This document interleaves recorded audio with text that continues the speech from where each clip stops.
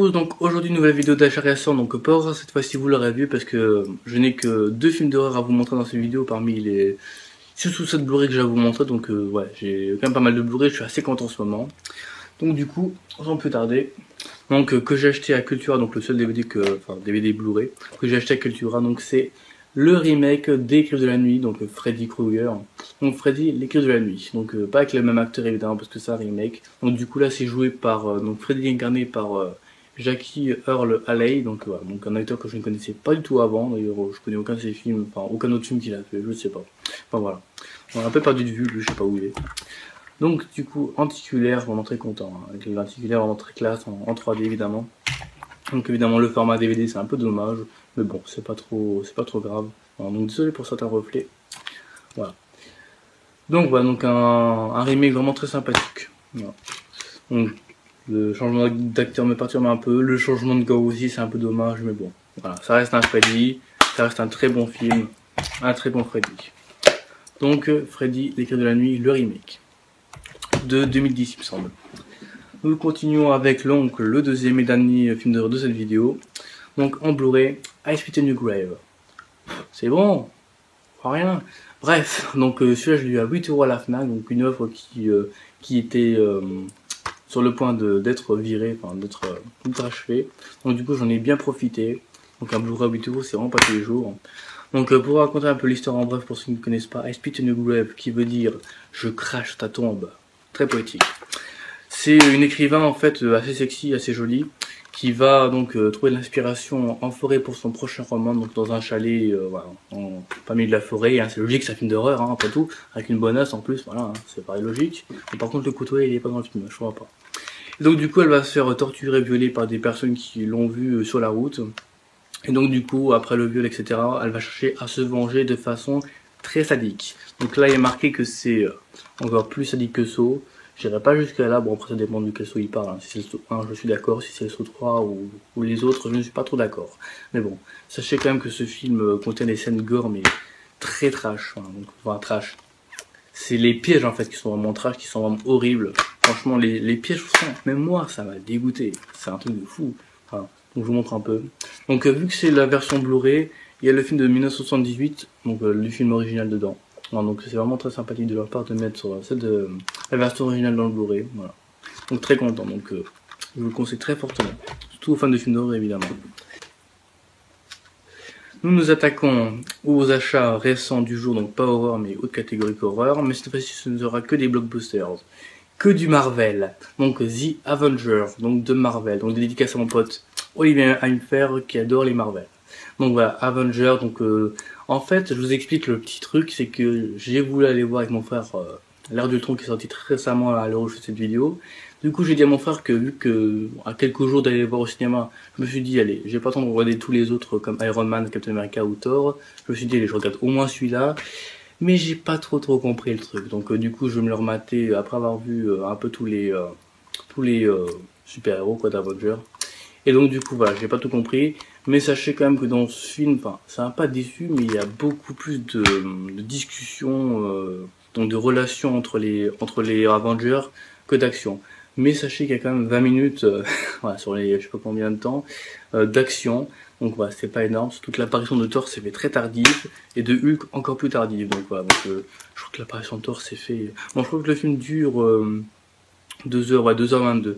Donc l'apparition de Thor s'est fait facile 1h30 et celle de Hulk un peu plus tard. Enfin voilà, c'est un peu...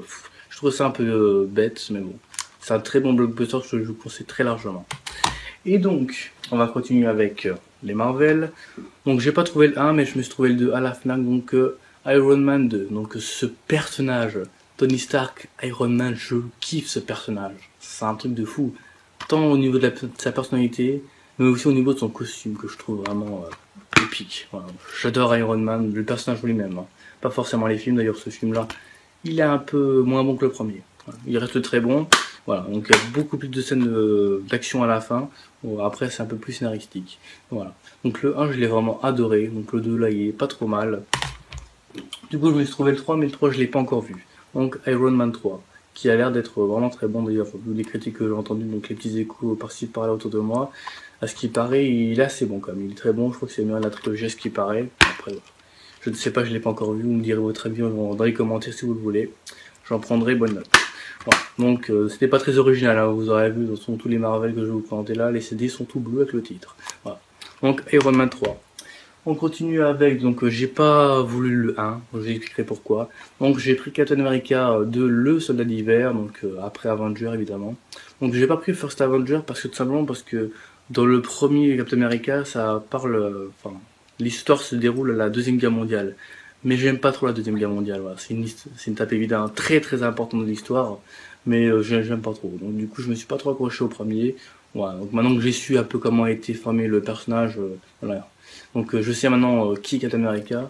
Du coup je me suis pris que celui-là parce que vraiment ce film-là il est excellent ce film, putain. Il est super. C'est là qu'on vraiment qu'on se rend compte que Captain America est le mec le plus badass des Avengers, sans déconner. Donc par contre au début je trouvais vraiment son costume, voilà, le cliché, pas le cliché. Le costume à la con de super-héros avec les collants, enfin, c'est pas des collants, hein, pas comme Spider-Man, mais bon, voilà. Je trouvais un peu ça, un peu, voilà quoi. Pas gaminerie, mais presque, voilà. Je trouvais que c'était un costume bof, quoi. Enfin, voilà. Je trouvais qu'Iron Man en costume, voilà, comme ça, quoi. J'aimais bien, bon, celui-là, voilà, un peu moins. Mais bon, le personnage lui-même est très bon. Voilà. Donc je vous conseille fortement Captain America, le Soldat d'Hiver. On continue évidemment avec Thor, voilà.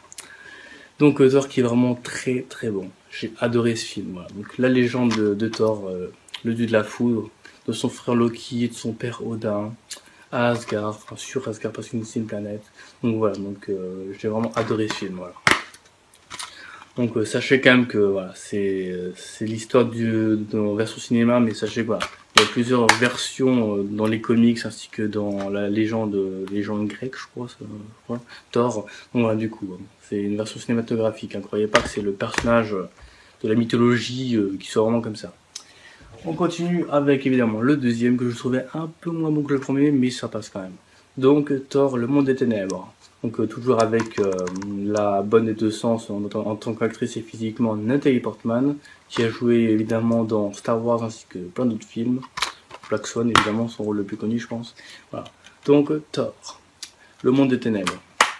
Donc voilà, très bon, hein. Franchement, il est très bon. Bon, je préfère le premier, mais celui-là est vraiment très bon.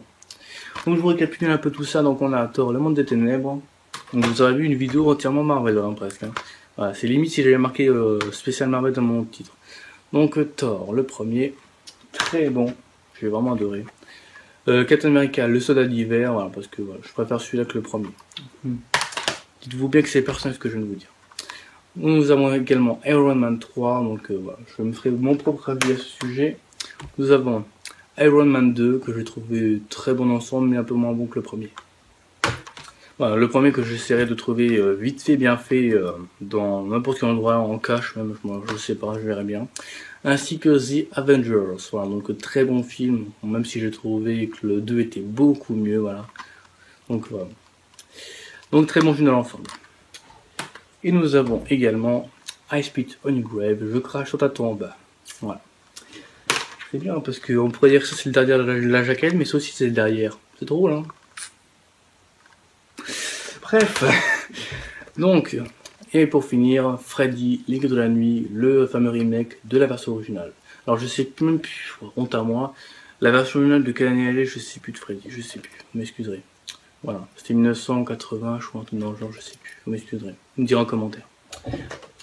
Donc voilà pour cette fameuse vidéo d'achat récent tout court, voilà, donc j'en ai pas fait beaucoup d'achats récents, mais bon voilà, je préfère mettre achat récent dans le titre, pour pas que ça trompe un peu la vidéo en elle-même. Donc j'espère que cette vidéo vous aura plu. Petite dédicace dans cette vidéo à mon très cher camarade de classe, Quentin Bouvier. J'ai ta coiffure. Ainsi qu'à mes très chers deux camarades de classe qui viennent du groupe The Willies. Donc les Willies que je vous invite à aller voir leur chaîne YouTube. Donc je vous mettrai le lien dans la description. Donc un très bon groupe de musique. Donc voilà, pour les amateurs, les passionnés de musique. Je vous invite à aller voir leur groupe sur YouTube. Voilà, donc dédicace à Quentin Bouvier ainsi qu'aux Willies, donc Thibaut et Dorian. Donc j'espère que cette vidéo vous aura plu. N'hésitez pas à liker ma page Facebook qui s'appelle Passion Film d'horreur, donc directement relié à ma chaîne YouTube. Tout comme celle de Nicolas Duvaux, très bon ami youtubeur, que je vous conseille d'aller voir sa chaîne YouTube. Sa page s'appelle Chronique de Nico, donc très bon youtubeur. Ainsi que celle de Tanguy Petit, très bon ami également youtubeur, dont je vous conseille d'aller voir les vidéos et vous abonner à sa chaîne sans hésitation. Sa page Facebook s'appelle Le Cinéma, une grande passion, donc de grands cinéphiles que je vous conseille d'aller voir. Donc en attendant, moi je vous souhaite une très bonne matinée, très bonne après-midi ou très bonne soirée, etc. Et je vous dis à bientôt pour de nouvelles vidéos, achats ou critiques. Tchuss!